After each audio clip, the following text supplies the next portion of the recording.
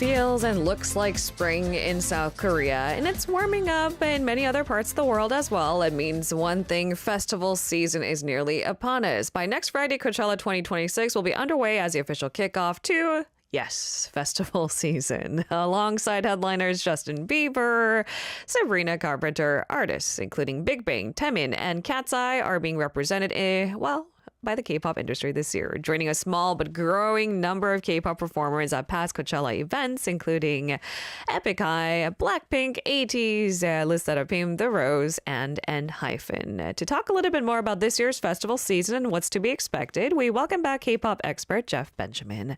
Good morning, Jeff. Good morning. Glad it's warming up. Is it warmer in New York?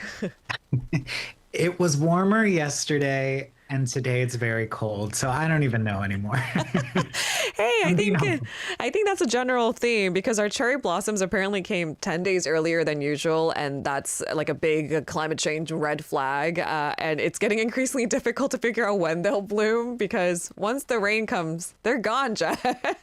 Oh no, it's my favorite time. Everyone, taking the cherry blossoms. If you're a local listener, Jeff, welcome back to the program.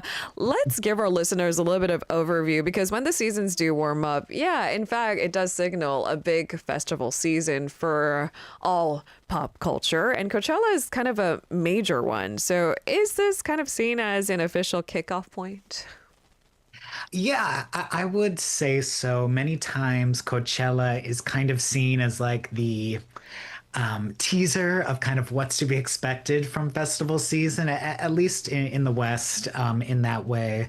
Of course, Coachella, it takes place in the desert in Indio, California, where it's warm all year round. So they aren't as dependent on needing, that amazing weather that, you kind of need in cities like Chicago or New York or Seoul. But it's definitely kind of seen as like the festival that kind of paves the way for everything else, who's to watch out for. There's some artists, having a lot of buzz right now, like Somber or Laufey or Slater. These are some names that have been kind of really bubbling up as of recently, and a lot of people are looking forward to their sets, in addition, of course, to our K-pop favorites. All right. So if you haven't been to Coachella, it's just such a fun scene to be in and to be seen at. I mean, like you've alluded to, it's the desert scene. There's really nothing else around it. And there's something kind of peaceful, despite the crowds and the screaming fans, about the scenery of it all.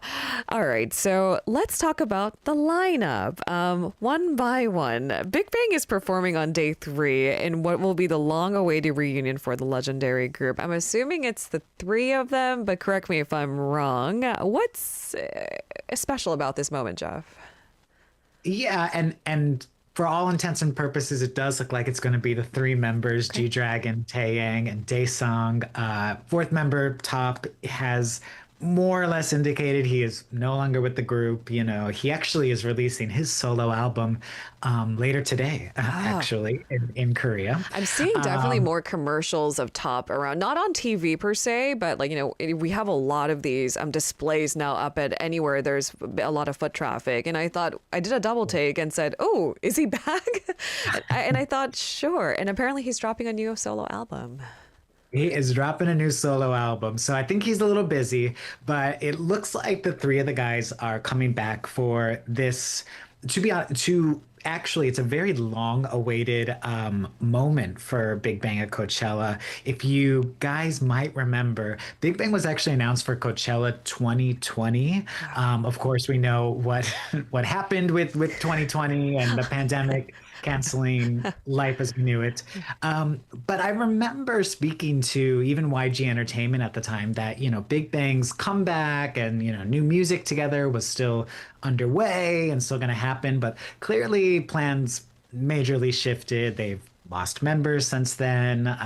It's been a bit of a tricky go for them, but they're really coming back. This will be their first time on stage as Big Bang, and it does mark their 20th anniversary together. G-Dragon has indicated that yes, they will be back together for this year, and maybe a tour or something. So this is, again, going back to Coachella, kind of the preview of the year. Perhaps this is kind of our preview of what Big Bang is going to bring us this year.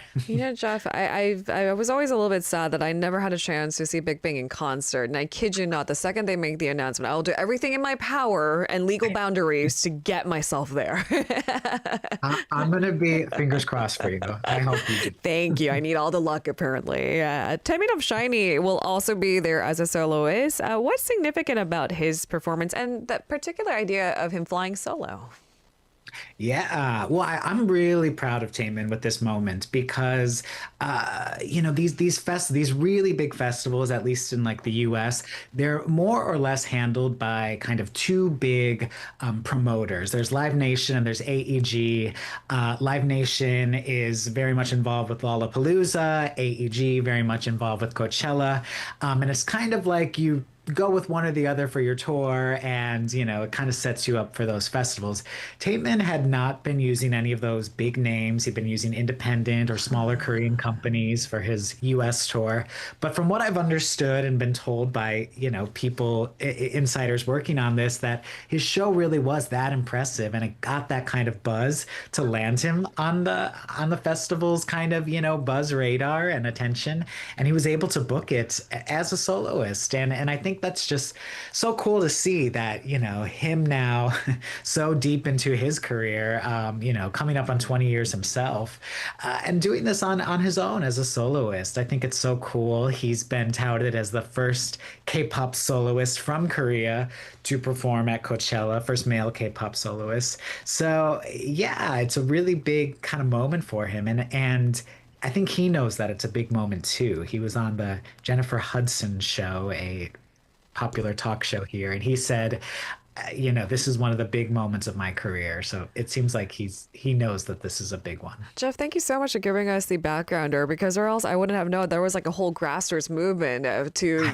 essentially get Taemin to Coachella, because I would assume, because Taemin has strong backers in Korea, that the same would be extended for his American tour, and he took a different route.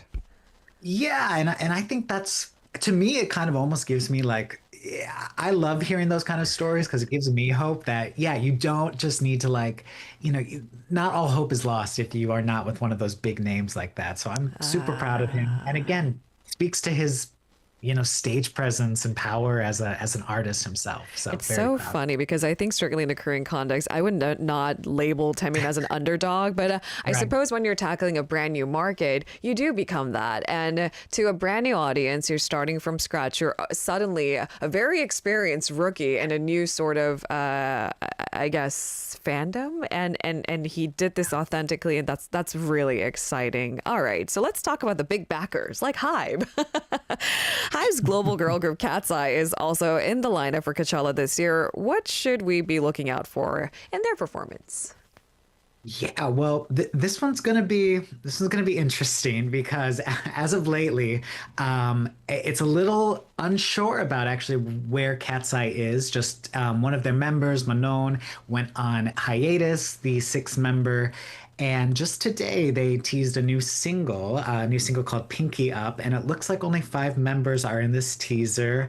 Manon gave kind of a sort of a vague statement on her Weverse, saying, she's very happy, healthy, she's having good conversations with HYBE and Geffen Records, but there was no indication that she, was coming back to KATSEYE or that, about her future with KATSEYE. In fact, just today she removed KATSEYE from her bio on Instagram. So this is going to be a moment that I think is going to, not to say that there's drama, but there's going to be a lot of people watching and kind of wondering, will it be 5? Will it be 6? Will we hear the new song?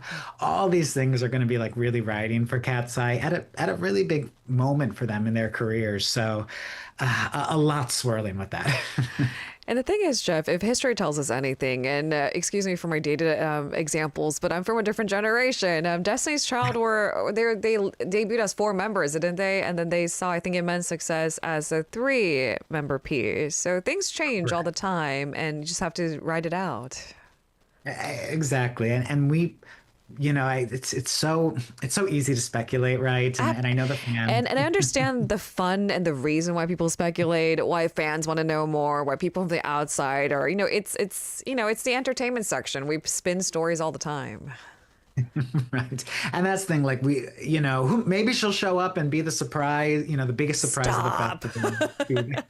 It'll be a big comeback. I mean, what a way to come back, at Coachella of all places. So, all to see, but there's going to be, I think, a lot of talk about KATSEYE at Coachella for sure. All right. Now, looking beyond Coachella, because you said this is sort of like, the beginning to the big festival season in the United States. What other large festivals will have a big K-pop presence this year? Yeah, well, upcoming, we already have JENNIE from BLACKPINK as a headliner for Lollapalooza in Chicago and Governor's Ball in New York. And if you recall, I forget if we discussed it last year, but JENNIE did have a solo stage last year at Coachella. So clearly that got a good reaction. She's now here, the following year performing as a headliner across multiple stages. So I think that's a really good sign of kind of how Coachella can launch, a buzzed about artist into like that next moment for sure. Alongside JENNIE at Governor's Ball, at least, there'll be Stray Kids in their first appearance at the festival. KATSEYE will be there as well. Over at Lollapalooza, we're going to also have aespa, Idol, and Courtis, the new boy band from HYBE, as their first kind of big festival moment in that way as well. So lots of things to look forward to there. And just in the last couple of days, KCON announced their full lineup. They're doing something a bit different this year, which is cool. In the past, it's sort of been, they filmed Mnet's M Countdown there. They've had, I think they had like 30 plus artists last year. This year they're going smaller, but making the artists have longer sets. So all the headliners being NCT 127, Zero Base One, and Tomorrow by Together will all have 1-hour sets. Plus you're going to get groups like All Day Project, P1 Harmony, Islet, Alpha Drive One, Kickflip, Treasure. Lots and lots of artists coming out to show up there at KCON, which is going to be a little bit different. That takes place in LA, and I'm super, super curious and excited to see like how this goes. It's going to be interesting. Jeff, are you going to be at the Lollapalooza and KCON? I hope so. I want to be there as much as possible. Lollapalooza is my very first festival. I'm a Chicago boy myself. So, if there wasn't a year to go, this would be the year to go, I think. So I think I got to get out there. There's a lot of good names there. Jeff, thank you so much for walking us through what's expected. Big names, big events. I cannot wait. Have a great weekend. We'll speak to you again soon. Yeah, stay warm or stay cool, no matter what the temperature gets to be. You too. Stay warm, Jeff. Bye-bye. We have Niall joining us in the studio next for Question Unboxing. Let's talk about the cherry blossom season. In fact, the peak is already here, and the questions are, well, when does it peak, and how do we ensure that we have a calendar?